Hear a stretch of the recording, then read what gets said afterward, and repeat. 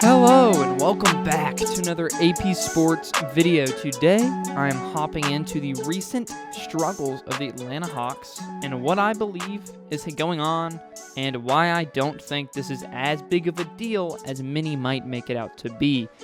Before I get fully into that, please do like and subscribe if you enjoy. It helps us out a ton. It's really not that hard. Just hit the red button right below the video. Without further ado, let's get into it. So, the Atlanta Hawks, recently, they have been on a pretty bad skid. So, right now, they are on a 4-game skid. This is recorded prior to their game against the shorthanded Sixers tonight, and I'm really not going to take that game into account even after the fact because this is a Sixers team with no players unless the Hawks somehow lose. But they started out 4-1. They looked to be exactly what many thought they might be, and that is a good playoff team in the Eastern Conference. The Eastern Conference hasn't been too hard to compete in for a couple years, and they added a lot of good young talent. So the expectations were very high for their season, and they haven't lived up to it recently. They started off 4-1, and now they are not 4-1. They have gone on a 3-game skid. Trae Young is shooting very poorly. He's in a bit of a shooting slump. John Collins recently had a big problem with the offense. There were a lot of rumors coming out about that, and that John Collins was not happy with the way Trae Young was running the offense. He was taken aback by just the fact that John wasn't getting as many touches as he thinks he should, that the way Trae is running the offense isn't translating to wins, and that they need to be into more set offensive schemes and plays. He doesn't think there's enough offensive movement, and that it's really just Trae improvising and doing what he can with the ball to make it go in the basket, where in basketball, especially against good teams, you need to have some sort of a coaching plan and a playbook to go by, because improvisation can only get you so far. Trae Young is in his third year as an NBA player. I think he is a very good player, and he will continue to be a good player for most of the rest of his career. But you can't rely fully on skill, especially when Trae Young's defense is so bad. It is horrible. He has very bad defense. I hate to be so negative about it, but it's true. And that's a big reason that this Hawks team might be struggling.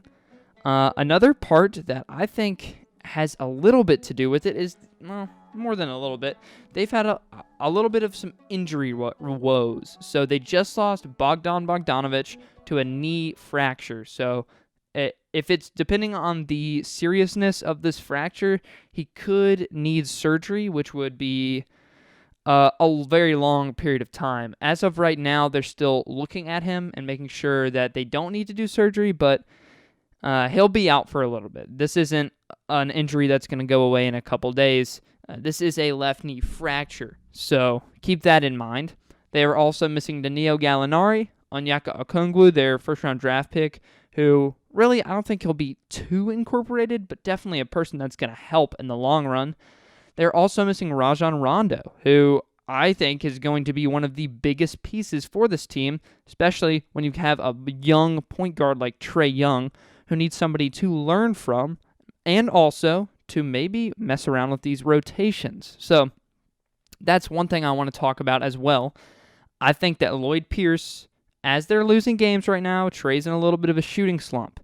Maybe, just maybe, when Rondo is healthy, put Rondo at point guard, maybe not to start the game, but at some point, Rondo point guard and Trae Young shooting guard, and see what happens. It can't hurt anybody. Rondo is just as good of a playmaker as Trae is. He has a lot more experience. He is also a much better defender than Trae. He obviously can't score as well. Is a lot less athletic. He's an older guy. He's not going to be the starting point guard of the future for the Hawks. I think that's pretty clear. Trae Young is that guy, and I'm not saying, get rid of Trae Young from the point guard. He's obviously having troubles with turnovers and defense. Get him out of there. He's a pure scorer. I don't think he is just a pure scorer. I think he's an extremely talented playmaker with a ton of potential down the run. But when you have a guy like Rondo on your roster and you want to win games right now, mess around with that a little bit. I think Pierce has a lot of room at this time in the season to mess around with rotations, with injured players coming back. Once Danilo comes back, that's going to be huge for this offense because he can provide much more stability than what they have now. They have so many very young guys that are still learning the game. Cam Reddish has been a little bit of an issue, especially in the fourth quarter. He hasn't been able to close out games. He's shooting pretty poorly in the fourth quarter, which is never something you want to see from a player.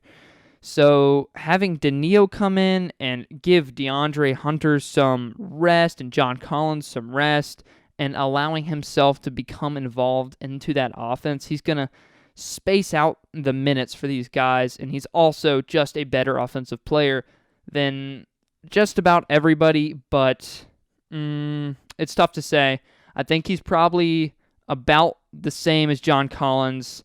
He's better than DeAndre Hunter. He's right there at the third best offensive player on this team, maybe second. There's an argument to be had. A couple of great signs for this Atlanta Hawks offense and defense is that DeAndre Hunter has been playing out of his mind recently. He is shooting 43% from 3 on 5 attempts a game, 42% from 3 on 5 a game. He's also shooting 57% on 6 twos, 7 twos a game if you round up. His efficiency is insane. I mean, the fact that he's shooting 42 on 5 attempts a game is already ridiculous, especially when throughout his career he's been a good three-point shooter, but he's raised his percentage by almost a full point, and he's still taking the same amount of threes. He hasn't even decreased. So, with that said, his defense has also been elite this season.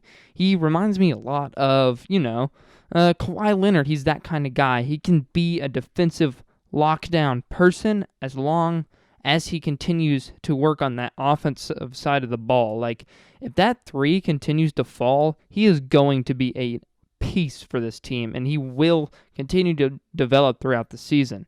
I am a big fan of Hunter, and coming into the season, I had a lot more faith in Cam Reddish. I feel like there were more flashes with him and a lot more potential. But now that I look at this, and I've been seeing DeAndre play, and these percentages look so good, I am very, very, very excited to see what he can do to finish out and continue this season. I know he's not going to average 42% on his three-pointers the rest of the season on 5 attempts. But the fact that we've seen this much improvement this early in the season in a struggling offense is an incredibly good sign for all Hawks fans around the world. So with that said, I do like Danilo a lot. He's going to add a lot to this offense. Plus, Onyeka Okongwu, who, might I add, is a rookie. He is injured, and he's going to come back in a couple weeks. But as it stands right now, Clint Capella is the only defensive center they have. Once they can get Onyeka, who was a great defensive player in college, into this rotation and start giving some minutes to him and involving him more into this offense and defense, he can get it done in the pick and roll. I think we're going to see a lot of improvement. I have high hopes for this team. I do truly believe that they are a playoff contender and not just, a magic, a team that's going to make the playoffs and kind of just lose in the first round. I think they might be able to cause some trouble in the playoffs for mostly every team. I mean, there's obviously the teams like the Bucks and the Nets and the Sixers that are probably going to be out of reach for this Hawks team. But I do have faith that this Hawks team can get past the first round, depending on their matchup, obviously. And with injuries, and if this Hawks team gets a lot of momentum rolling towards the end of the season, I'm expecting a good amount of competitiveness in this playoffs. Trae Young, we've yet to see him in the playoffs. I'm sure he'll be great. And to go back to his shooting slump, I really just think it is just that. It's a shooting slump. Every player gets them. Steph Curry's had it this season. Donovan Mitchell started out the season really poorly, and recently he's averaging like 30 points per game over his past 4 games. He's killing it. So is Steph. Steph had 62. There's a lot of potential and growth in this Hawks team. Trae, once he gets out of the shooting slump, I know he has that weird getting to the free throw line, and it's really annoying to watch. I absolutely hate it, but it gets him to the line. And unless the refs stop calling it, he's going to keep doing it. And free throws usually translate to wins, especially when you're making them. So with that said, I do have high hopes for the Hawks, and I think they are a team to watch out for, especially as the season progresses. They become healthier, and Lloyd Pierce starts to become more comfortable with the players he's acquired over the offseason. Keep in mind, this is a new team. Lots of new chemistry to go around, especially when there might have been injuries that have caused locker room dysfunctionality to the point where they can't connect as well as they might if they were all healthy. So, with that said, thank you so much for watching the video. Please like and subscribe if you enjoyed. I will catch you next time. Peace.